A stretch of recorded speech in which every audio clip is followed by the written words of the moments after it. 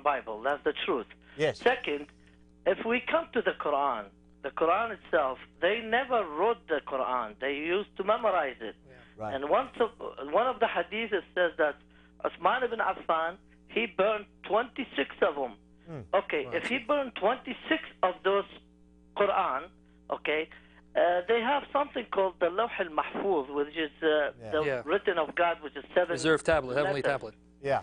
Okay, if that's true, then maybe he burned one of the one that is supposed to be the true, but he burned it. That's part one. Part two about I have hadith. If you go to Sunan Ibn Abi Dawood, hadith number 3859. Okay. About the Jewish, he actually took the Torah, which is the I have it here, that narration, in his hand, and he said they wanted to stone a woman because of she commit adultery. She's a Jewish, right. And some bunch of Jewish people came to him to see how he's going to act about this. And he took the Torah and he says, "In you I believed, and whoever sent it to you," about the Torah itself. Yes, and brother, hold on one second. And you know, we also, for those Muslims who might not like to receive Abu Dawood, it is also in Sahih al-Bukhari, volume 4, number 829, for those who might not like when he appealed, and that particular hadith, just so that Muslims understand, he's appealing to the commands in the Torah. However, the specific statement that he just made, and by the way, if you want to read this narration that the brother just quoted, you will find this narration on our website. Again, go to www.answering-islam.org. When you go to that website, click on, you're going to see a link, it says Quran. Click on it.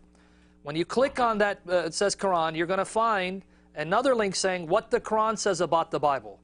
So you go to the website, click on Quran, you're going to find it says what the Quran says about the Bible. You click on it, we have dozens of articles quoting the Quran and Hadith, and we have this narration because Sunan Abu Dawood, you gave the number to the Arabic version. Sunan Abu Dawood, one second, brother. Sunan Abu Dawood has been translated in English. The English version, the number for the English version, which you can read online, you have Sunan Abu Dawood partially online by the Muslim Student Association. They have a database where they have the partial English translation of Sunan Abu Dawood.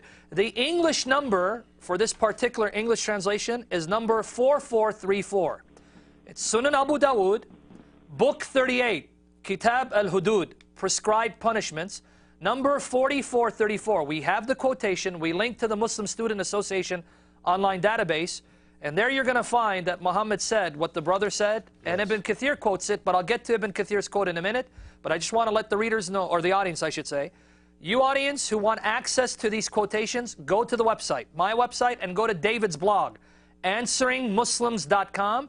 answeringmuslims.com. He's got articles, debates, where we document these sources so that you can have access to them and use them to witness the Muslims and bring them to the true gospel of Jesus Christ. So I just want to share that. Thank you. Thank you, brother. Did you have anything else you'd like to share with us? Yes, I got a question. This is in the Quran also about Mary. She's a sister of Harun and Moses. At the same time, she's the mother of Christ. Now, obviously, with any intelligent brain, there's 1,500 years different. That's part one that I don't understand. How did they mix Mary with the other Mary? They are different father and different mother and different everything. Right. And they got another problem that I can't figure it out. Abraham and Namrud, they lived in two different type of years. There's at least maybe 1,500 or maybe more than that. But according to one of the hadith that says that Abraham was with Namrud, how can it be that Namrud and Abraham was at the same time when the whole world was speaking only one language, and God came and destroyed that and made it speak in different language? Very good, brother. Let me just say real quickly, since we got a lot of callers, I appreciate what you're saying. And, you know, here's the issue that we have. The issue is that we got the Bible that was revealed, the New Testament, 600 years before Muhammad. And then we have the Old Testament that was revealed as far back as 2,000 years before Muhammad. And there is the information that is true. Muhammad comes along 600 years after Christ, not knowing the Old Testament, not knowing the New Testament, not being a true prophet of God, and he got it mixed up, and you've pointed that out. And there's other places like Haman, who actually was in Persia, that he says was in Egypt, and all sorts of inconsistencies. And this is what makes logical sense, exactly what you're pointing out, that the Quran is actually corrupt. But the Muslim mindset is so blinded that they take their Quran, it must be perfect, and so anything that came before it is completely false, it's corrupt, if it somehow contradicts the Quran. And that brings us back to our point. Muslims are attacking the Bible not based on what the Quran says, not based on what Muhammad says or what the Hadith says, as you pointed out, but they're basing it simply on their fear of the truth, which is the Bible is right and their Quran has been corrupted. Thanks so much for your call, brother. All right. You want to make any comment before the next caller? Just on the first point, he had mentioned Abraham and Nimrod were contemporaries. That actually comes from Islamic tradition.